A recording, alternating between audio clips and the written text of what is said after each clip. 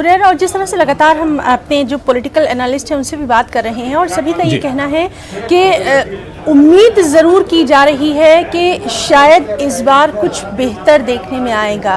और सबसे अहम बात अगर हम देखें तो इस बार फिर से वही चीज़ है, रोजगार एक बड़ा मुद्दा निकलकर सामने आया है, क्योंकि कोविड-19 के दौरान हमने देखा था जब लॉकडाउन शुरू हुआ था उस वक्त अगर सबसे ज़्यादा दिक्कतों का शिकार हुए थे तो शायद अपनी रियासतों को वापस जाने वाले लोग ही हुए थे।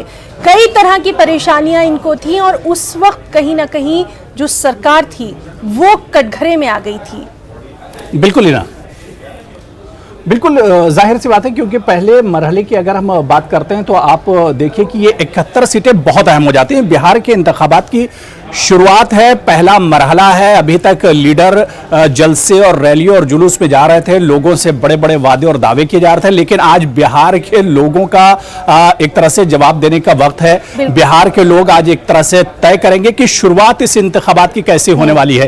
क्या तेजस्वी यादव जो दावे कर रहे हैं कि 71 की 71 सीटों पर अजीम इत्तेहाद जीत कर आएगा, क्या उनके दावे में कितना दम है, इसकी भी एक तरह से यहां से शुरुआत होने वाली है। इसके अलावा वजीर आजम नरेंद्र मोदी और नीतीश कुमार के जो दावे हैं उसमें कितना दम है, उसकी भी आज एक तरह से शुरुआत हो रही है। तो पहला मरहला तमाम पार्टियों के लिए, तमाम उम्मीदवारों के लिए बहुत अहम हो जाता है कि शुरुआत यहां पर किस तरह की हो रही है।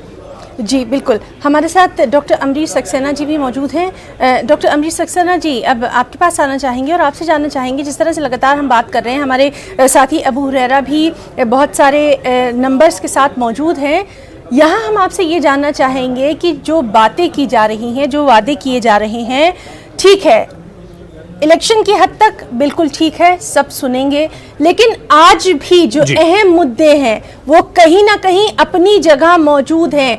आज भी हम बिहार की जो ज़मीनी हकीकत है उसको नकार नहीं सकते, चाहे तालीम की बात कर लें, रोज़गार की बात कर लें, तरक्की की बात कर लें, इंफ्रास्ट्रक्चर की बात कर लें। 15 सालों का हवाला लगातार दिया जाता रहा है, लेकिन आज का जो नया वोटर है अगर हम उसकी बात करें तो वो तो बड़ा हो गया है। इन तमाम चीज़ों को देखते हुए इस बार का जो इलेक्शन है कितना अहम?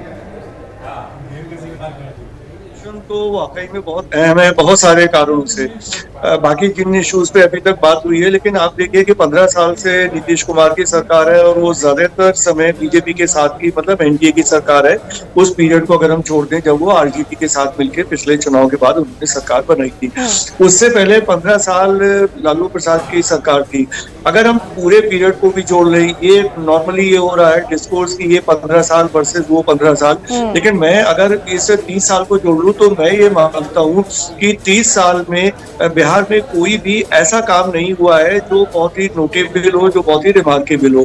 बिहार को जब हम देखते हैं तो बिहार की 3-4 चीजें हैं जो बहुत ही महत्वपूर्ण हो जाती हैं। अगर हम देखें कि एग्रीकल्चर में क्या किया गया तो मुझे नहीं लगता कोई सिग्निफिकेंट काम बिहार में हुआ है। अगर हम बाढ़ के लेवल पे देखें, और मेरा ये मानना है कि मैं जब से बिहार को देख रहा हूँ, इस देश में अगर बाढ़ से सबसे ज्यादा नुकसान किसी राज्य को होता है तो वो बिहार है पूरे देश में।